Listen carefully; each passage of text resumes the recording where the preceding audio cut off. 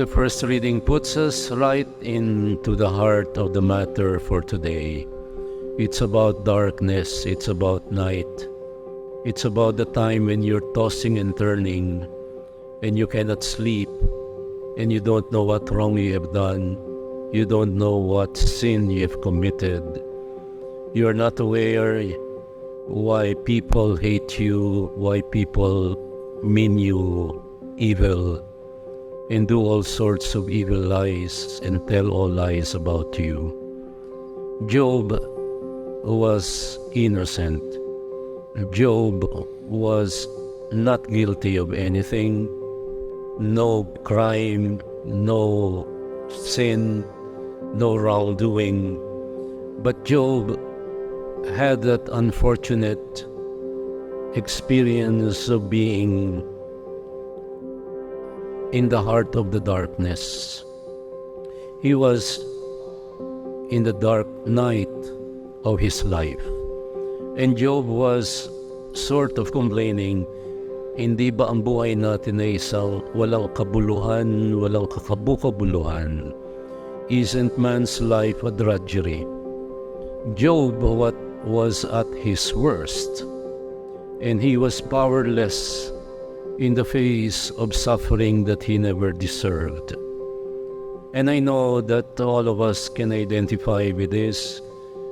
If you are doing your job, if you are a responsible person, if you are honest, if you are a good employee or a good employer, if you do what is right, wala pa kayong ginagawa, may galit na sa inyo. That's the reality. And I can tell you that from my own experience. My worst years were in Don Bosco, Mandaluyong. Those who started the Freedom Wall were the very people who were stealing and getting money from rich students. They had all sorts of crimes that were never addressed for the longest time. And they hated me because I found it out. And so I got very old in those 6 years I was there. Much older than my years. I was in my lowest moments. But probably you can tell your own stories, but my story is not the good news. My story is what it means for you, all of you, who have suffered in any way unjustly. And I have to tell you today that your unjust pain and suffering never went away, never went by, unrewarded in some way that you cannot imagine. Today the story is of darkness, but it is also a story of light. Praise the Lord who heals the brokenhearted. That is what we answered after the first reading. And we mean it. God means it. The gospel writers know it by experience. The saints know it. Saint John Bosco was accused of all sorts of things, including being crazy. And they wanted to put him in the manicomium, the tirahan ng mga baliw.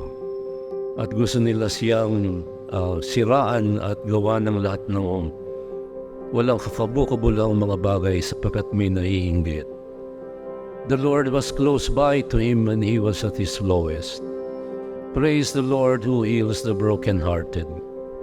Today's good news is something that you should believe. You had better, because that is your salvation. And the good news is that God is close to the brokenhearted. God is close to those who are suffering unjustly. God is close to those who are in pain. We are in pain. We have politicians who invent people's initiative. That initiative came from the top echelons of leadership in this country. They don't come from the barangays. They don't come from below. They don't come from the boonies of Southern Leyte, where I was 2 days ago. They don't come from people who are eking out a living and selling whatever they could sell in order to have some food to eat. They have no business doing people's initiative when their main task is to find food to place on their tables. And yet people who are in power, they know all the manipulative ways in order to perpetuate themselves in power. We don't deserve this. But God is close to the brokenhearted, and let me tell you why. A series of stories. There was this writer, Ilma Zaleski by name. She was Soviet. And she was then in Germany working as a doctor. But then the Soviet Empire imprisoned her brother and her mother and exiled them to Siberia. What wrong have they done? Nothing. They just said what needed to be said about unjust leaders and injustice in what was then Soviet Russia. And so they were led to Siberia, thousands of miles away. That's 13 time zones away from St. Petersburg. Russia is the biggest country in the world and they want more. Evil. And they have 13 time zones. And they were exiled to Siberia. And what did Irma do? She said, I'm going to Siberia. I'm going to be with my mother and my brother. She left her job and then was given permission to die. According to the Soviets, you're given permission to die with your mother in Siberia. What did she do? She brought a few medicines. She didn't go there to save them. She went to Siberia to be with them. And this is godly. This is what Christianity is all about. We are not called to save the world. We are called to be with those who are in pain. God is close to the brokenhearted. And let me illustrate what this means. According to Elizabeth Kubler-Ross, the author of The Stages of Dying, in her final years, she was working in a very big cancer hospital in New York. So every day she was at what we call the pre-departure area. People who are bound to die. People who have no more medical hope. People who can never who don't know when the end will come, whether in a few hours or in a few days. But every day, every morning, Elizabeth Kubler-Ross was there observing. When doctors would come and would ask them interminable questions like, how are you today? How were you yesterday? Paulit-ulit, tulad sa ospital, kung kayo na ospital niya. Yung mga interns, maya't maya may darating, kumusta na ho? Pare-pareho naman ang tanong, nasa chart, tatanungin ka pa. Diba? Kasi kailangan nila ng units. No? And Elizabeth Kubler-Ross was saying, how come when these doctors and nurses enter the ward of the dying, the terminally dying, people weren't excited, people weren't happy, people were not rejoicing. But then here comes this woman from South America who never spoke English, who only knew Spanish, would come and enter the room, and everybody would light up. Everybody would have a smile on her face, on his face. Everybody was excited. What did that woman do? She spoke no English. All she did was go bed by bed and touch the arms and the hands of the sick, saying nothing. This is compassion. And God is a God of compassion. And compassion in Latin means compatire, compassion, which means to suffer with. It doesn't mean to say, ay, kawawa ka naman, anong kailangan mo? Kailangan mo ba ng insure? Kailangan mo ba ng gatas? Hindi. Kailangan mo ba ng GCash? No. The sick don't need anything. They need love, they need compassion, they need somebody to be with them. The most popular atheist in the world is an Italian by the name of Oriana Fallaci. Oriana Fallaci all her life dedicated to saying there is no God. But then she was sick with cancer. And she admired Benedict XVI. Benedict XVI was so humble. He didn't want to be bishop. Neither he dreamed to be a pope. He just wanted to be a professor, a teacher. But he was a brilliant man, not only a brilliant theologian. He was a brilliant person who knew science, who knew liberal arts, who knew philosophy, who knew theology, who knew so many things. He was conversant with scientists and all. And Oriana Fallaci was so close to being converted.